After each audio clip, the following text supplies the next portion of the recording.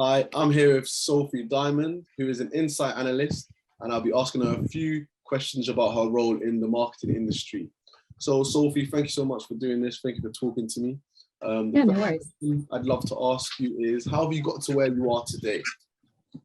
Yeah, so I guess it actually all started with DMA. I did one of their creative data marketing courses. And that's kind of where I started, is what kind of got me interested in the industry.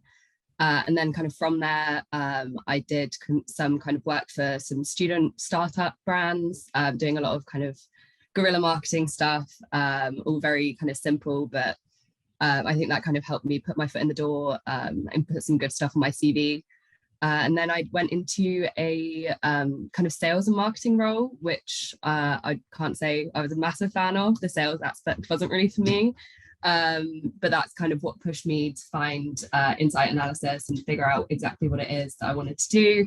And this kind of seemed to be kind of encapsulate all my kind of skill set, I guess. So that's, yeah, where I am now.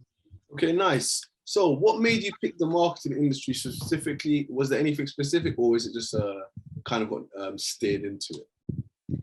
I think I have always had an interest in kind of marketing, especially more kind of the behavioral psychology side of it. That's my degree was in psychology. So it's something I've always kind of had in the back of my mind. But it was kind of when I realized that psychology is not exactly what I wanted to do. I started having a look around and kind of what industry would be suited to kind of what I was studying, and marketing just kept coming up. So I kind of had a look into it. Like I said, started with the DMA course, and that's what really kind of helped me decide that that's what I wanted to do. Okay, nice. So as an insight analyst, what motivates you in your role to go into work every day? I would say it's probably the frequency of kind of projects. I'm working on new stuff literally every day. So depending on depending on the day, depending on the week, we could be doing completely different things. So kind of half my job is answering requests from agencies. So that will be finding out kind of basically desk research. And then the other part will be content creation. So working on, for example, we're working on a Christmas report at the moment, which is really exciting.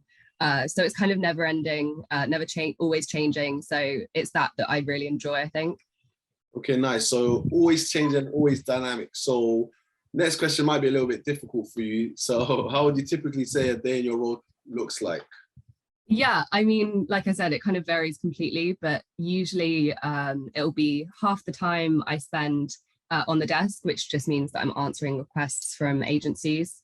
So that could be anything from, could you tell me some insights on kind of funeral care, or it could be anything to, can you tell us some consumer behaviors around gardening? It could completely varies. It's so different every kind of request that we get in.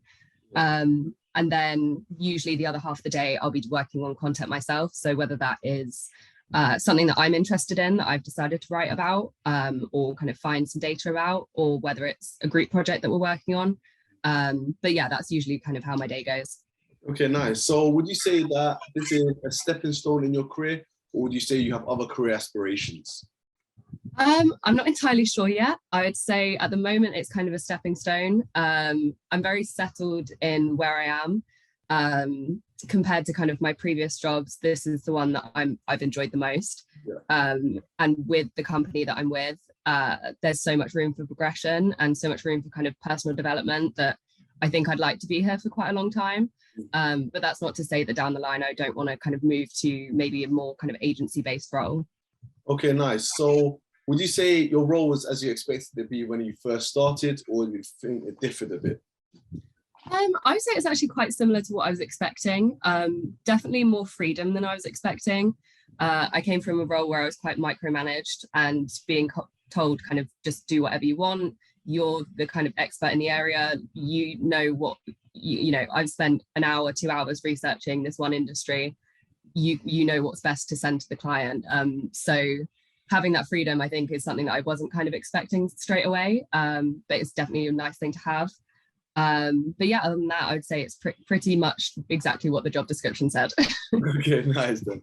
So final question is, so of course, as a young student that's just finished their A-levels and their exams, and they want to go into the same industry as you, the same role even, what would you say is the best advice you can give to them? I'd say just kind of keep an open mind, make sure that you're kind of constantly looking at new emerging news, looking at kind of especially emerging campaigns, what's successful in the industry.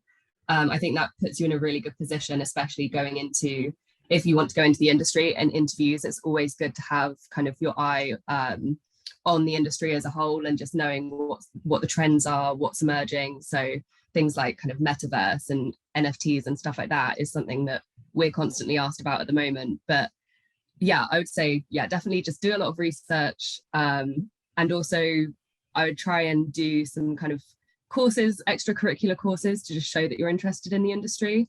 There's so many different things you can do within marketing. I think it's really important to kind of have a go at everything and figure out what it is that you kind of like best and what you think that you're good at.